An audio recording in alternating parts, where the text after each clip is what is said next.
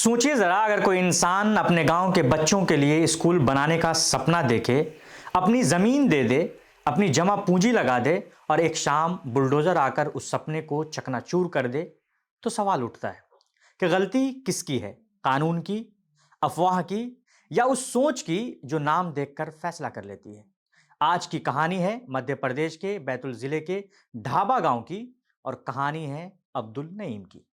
अब्दुल नईम कोई बड़े बिजनेसमैन नहीं, कोई नेता नहीं, बस एक साधारण इंसान जिन्होंने तय किया कि उनके गांव और आसपास के आदिवासी इलाकों के बच्चों को पढ़ाई के लिए दूर दराज से नहीं आना पड़ेगा। यहीं गांव में नर्सरी से लेकर 8वीं क्लास तक एक स्कूल बनेगा। नईम ने अपनी निजी जमीन पर स्कूल बनाने का काम शुरू किया। कुछ पैसे उधार लिए, कुछ परिवार की जमा पूंजी लगाई, कुल मिलाकर करीब 20 लाख रुपए दीवारें खड़ी होने में लगा दी। सामने शेड बन रहा था, सपना धीरे धीरे आकार ले रहा था। लेकिन फिर आई 13 जनवरी की वो शाम, जब जेसीबी मशीनें गांव में घुसती है और कुछ ही देर में दीवारें गिरा दी जाती हैं, शेड तोड़ दिया जाता है और नईम की आंखों के सामने उनका सपना मलबे में बदल जाता है। अब सवाल यह है, आखिर ऐसा क्यों हुआ? दरअसल गांव में एक अफवाह फैलाई गई थी कि यहां अवैध मदरसा बनाया जा रहा है। यानी स्कूल नहीं, बल्कि कुछ और बनाया जा रहा है। और अफसोस की बात यह कि इस अफवाह को इतनी आसानी से सच मान लिया गया कि बिना पूरी जांच किए कार्रवाई कर दी गई। नईम खुद पूछते हैं कि हमारे गांव में सिर्फ 3 मुस्लिम परिवार हैं, यहां मदरसा कैसे चल सकता है? ना स्कूल शुरू हुआ था, ना बच्चे आए थे, इमारत भी पूरी नहीं बनी थी, फिर यह फैसला कैसे हो गया? नईम बताते हैं कि उन्होंने जमीन का कमर्शियल डाइवर्जन कराया था, ग्राम पंचायत से एनओसी ली थी और 30 दिसंबर को स्कूल शिक्षा विभाग में सभी दस्तावेजों के साथ आवेदन भी दे दिया था। यानी स्कूल खोलने की प्रक्रिया कानूनी तरीके से चल रही थी। लेकिन 11 जनवरी को ग्राम पंचायत की ओर से नोटिस आता है कि इमारत खुद गिरा दीजिए, क्योंकि जरूरी अनुमति नहीं ली गई है। नईम जवाब देने जाते हैं, लेकिन आरोप है कि उनका आवेदन लेने से ही इनकार कर दिया जाता है। और फिर 13 जनवरी को जब नईम कुछ ग्रामीणों के साथ जिला कलेक्टर से मिलने जा रहे थे, उसी दौरान बुलडोजर की कार्रवाई कर दी जाती है। यानी जिस वक्त वो अपनी बात रखने जा रहे थे, उसी वक्त उनकी इमारत गिराई जा रही थी। अब प्रशासन का पक्ष भी सुनिए।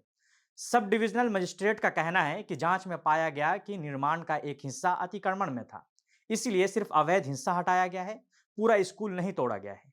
लेकिन नईम का सवाल फिर वही है कि अगर कागजों में कोई कमी थी, अगर कोई हिस्सा नियमों के बाहर था, तो क्या जुर्माना लेकर मामला सुलझाया नहीं जा सकता था? क्या पहले पूरी सुनवाई नहीं होनी चाहिए थी?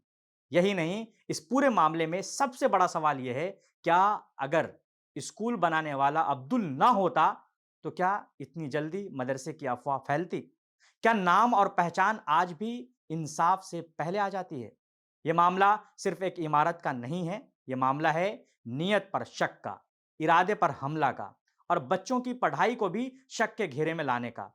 जिस गांव में बच्चों के पास स्कूल नहीं, जहां पढ़ाई के लिए किलोमीटरों चलना पड़ता है, वहीं अगर कोई इंसान अपनी जमीन और पैसा लगाकर स्कूल बनाना चाहता है, तो क्या उसे इनाम की जगह बुलडोजर मिलेगा?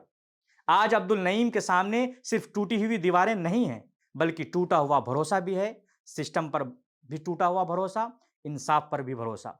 अब बड़ा सवाल यह है, क्या इस मामले में निष्पक्ष जांच होगी? क्या नईम को इंसाफ मिलेगा? और क्या उस अफवाह फैलाने वालों पर कोई कार्रवाई होगी, जिनकी वजह से एक स्कूल का सपना मलबे में दब गया? क्योंकि अगर अफवाहें ऐसे ही फैलेंगी, तो कल किसी और का स्कूल, किसी और का अस्पताल, किसी और का घर भी निशाने पर आ सकता है। आज जरूरत है कानून की ठंडी समझ की, ना कि गर्म अफवाहों की। क्योंकि सवाल अब सिर्फ ये नहीं है कि स्कूल था या मदरसा, सवाल यह है, क्या हम किसी को उसके नाम से जज करेंगे या उसके इरादे से? और क्या इस देश में बच्चों की पढ़ाई भी अब पहचान के तराजू पर तौली जाएगी? यही सवाल आज अब्दुल नईम भी पूछ रहे हैं, और यही सवाल हम सबको खुद से भी पूछना चाहिए।